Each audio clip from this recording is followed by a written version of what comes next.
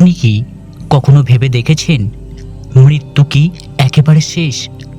আমাদের প্রিয়জনেরা যখন চিরতরে বিদায় নেন তখন কি হয় তাদের আত্মার? এই প্রশ্ন যুগে যুগে ভাবিয়েছে দার্শনিক, ঋষি ও মনীষীদের।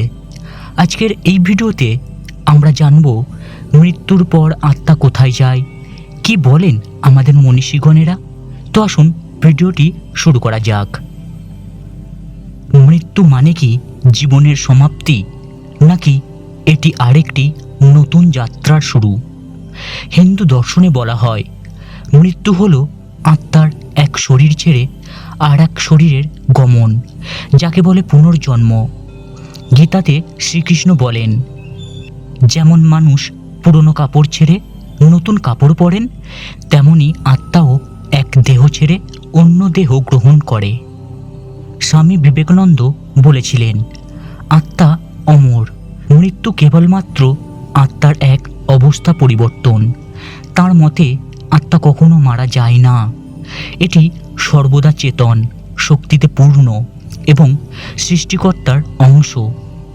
রবীন্দ্রনাথ ঠাকুর বিশ্বাস করতেন মৃত্যু জীবনকে শেষ করে না, বরং এটি এক নতুন রূপান্তরের দরজা খুলে দেয়।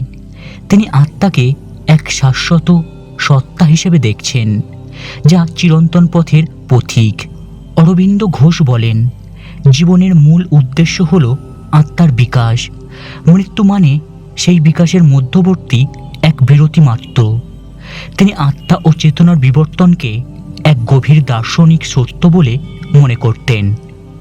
বহু শাস্ত্র ও মনীষীর মতে মৃত্যুর পর আত্মা তার কর্ম অনুযায়ী কখনো স্বর্গে যায়, কখনো পুনর্জন্ম লাভ করে, আবার কখনো কখনো আত্মা মোক্ষের সন্ধানে ব্রহ্মের সঙ্গে লীন হয়ে যায়। বুদ্ধদেবের মতে আত্মা নয়, চেতন সত্তা এর ধারায় বিশ্বাস করতেন, যেখানে মৃত্যু মানে ব্যক্তিত্বের বিলয় নয়, বরং চেতনার নতুন রূপে প্রবাহ। আধুনিক বিজ্ঞান এখনও আত্মার অস্তিত্ব প্রমাণ করতে পারেননি, কিন্তু মৃত্যুর কাছাকাছি অভিজ্ঞতা অনেকে দাবি করেন।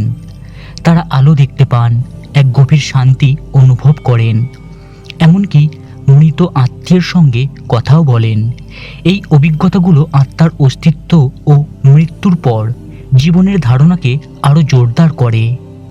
মৃত্যু আসলে এক রহস্য, যা মানব জীবনের সবচেয়ে গভীর ও তাৎপর্যপূর্ণ প্রশ্নগুলোর একটিকে জাগিয়ে তোলে। মনীষীরা আমাদের শেখান, ভয় নয়, আত্মজিজ্ঞাসাই হোক মৃত্যুর প্রকৃত উপলব্ধি। আপনার মতে মৃত্যুর পর আত্মার কি হয়? কমেন্টে জানাতে ভুলবেন না। ভিডিওটি ভালো লাগলে লাইক করুন, শেয়ার করুন এবং আমাদের এই ভক্তিপথ চ্যানেলটিকে সাবস্ক্রাইব করতে ভুলবেন না। ধন্যবাদ। আপনি ছিলেন ভক্তিপথের সঙ্গে। আবারও আসছি এক নতুন আধ্যাত্মিক আলোচনায়। ততক্ষণে ভালো থাকবেন, পরিবারকে ভালো রাখবেন।